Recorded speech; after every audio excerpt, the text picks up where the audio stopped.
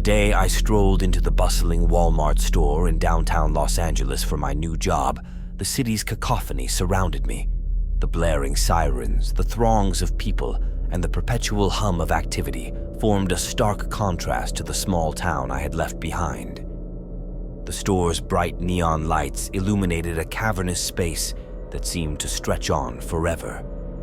Amidst the chaos, I was fortunate to connect with a group of colleagues who quickly became my friends.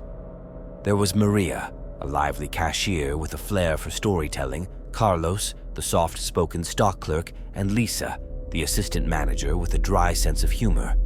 Our bond grew stronger with each passing shift.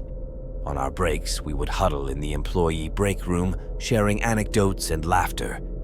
It felt like we had found a surrogate family amidst the hustle and bustle of the city. However, as time passed, a disconcerting pattern emerged. Maria was the first to vanish mysteriously. She failed to show up for work one day, and her absence left us in a state of confusion. Calls to her went unanswered, her apartment was locked, and there were no signs of struggle. When the police were called, their investigation yielded no clues. The sense of unease settled in, casting a pall over our once boisterous camaraderie. Carlos and Lisa became increasingly jittery, constantly glancing over their shoulders. It was as if an unseen specter had cast a dark shadow over our lives. A month later, it was Carlos who disappeared. I was finishing my shift when I stumbled upon his abandoned cart in one of the dimly lit aisles. It was stacked with unopened boxes, and his name tag lay on the floor.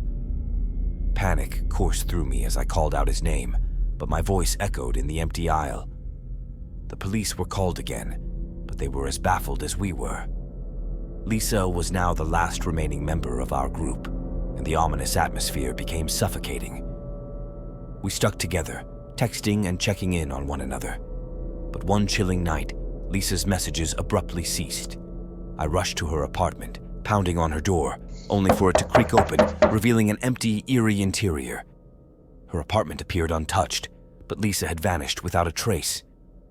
I was left alone, haunted by the terrifying realization that all my friends had inexplicably disappeared. A foreboding presence seemed to lurk within the sprawling Walmart, systematically targeting us one by one. I still worked there, with every shift overshadowed by an ever-present dread. Attempts to leave seem futile, as if the city itself has become part of the enigma. I can't help but wonder if one day I too will disappear, leaving behind only an unsettling sense of foreboding for the next unsuspecting employee to encounter amidst the relentless chaos of Los Angeles.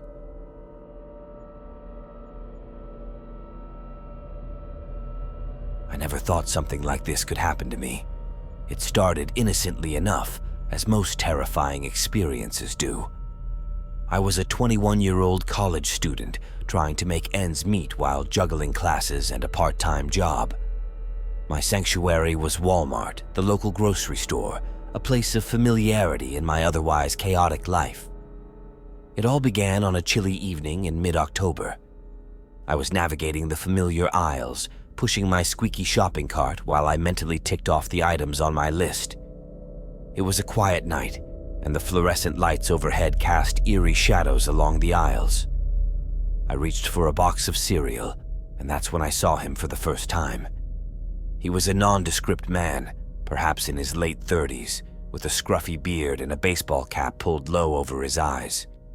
I barely paid him any attention at first, dismissing him as just another shopper. But then, I noticed him again in the canned goods aisle, and again near the bakery section. It was like he was everywhere I went, always lurking in the background. I tried to rationalize it. Maybe he was just shopping for the same things as me, coincidentally. But as the weeks went by, it became impossible to deny that something was wrong. No matter when or how often I went to the store, he was always there, watching me from a distance. I couldn't shake the feeling that I was being followed. The paranoia began to gnaw at me. I started to change my shopping routine, going to the store at odd hours and taking different routes through the aisles. Yet, no matter what I did, he always found me. His presence grew more ominous with each encounter. He started to stand closer, always just out of reach, never saying a word. One night, as I reached for a loaf of bread, his cold fingers brushed against mine. I recoiled in horror, but he simply grinned and continued shopping as if nothing had happened. That encounter left me trembling with fear. I couldn't keep this to myself any longer. I confided in my roommate Sarah, who urged me to report it to the store's management and the police. But I was too scared. What if they didn't believe me? What if this man had friends in high places? As the weeks dragged on, the encounters grew even more unsettling. He started following me outside the store, lurking in the parking lot. One night, he left a note on my car windshield. It read, "I know you see me." My life became a constant cycle of dread. I stopped going to the store altogether, opting for online grocery delivery instead. But he found a way to torment me even there. One evening, I opened the front door to find a single red rose on my doorstep. There was no note, just the ominous flower. The terror was relentless, and I felt like I was losing my mind. I finally gathered the courage to go to the police. They took my statement and promised to look into it, but I couldn't shake the feeling that I was on my own. The stalking continued, growing bolder with each passing day. It wasn't until one fateful night, as I lay awake in bed, that I heard the sound of footsteps outside my window. Trembling, I peeked through the curtains to see him, the stalker, standing there, staring up at me with a twisted grin. That was the breaking point. I dialed 911, and the police arrived within minutes. They arrested the man, whose name turned out to be Samuel, and found a stash of disturbing photographs of me hidden in his apartment.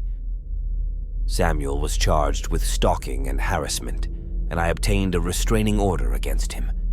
I don't know what drove him to obsess over me, but I was finally free from his terrifying presence. But the scars of that ordeal still haunt me. I can never forget the paralyzing fear of being watched and followed, the feeling that my every move was being scrutinized by a shadowy figure. It's a horror story that will stay with me for the rest of my life, a reminder that evil can lurk in the most ordinary of places.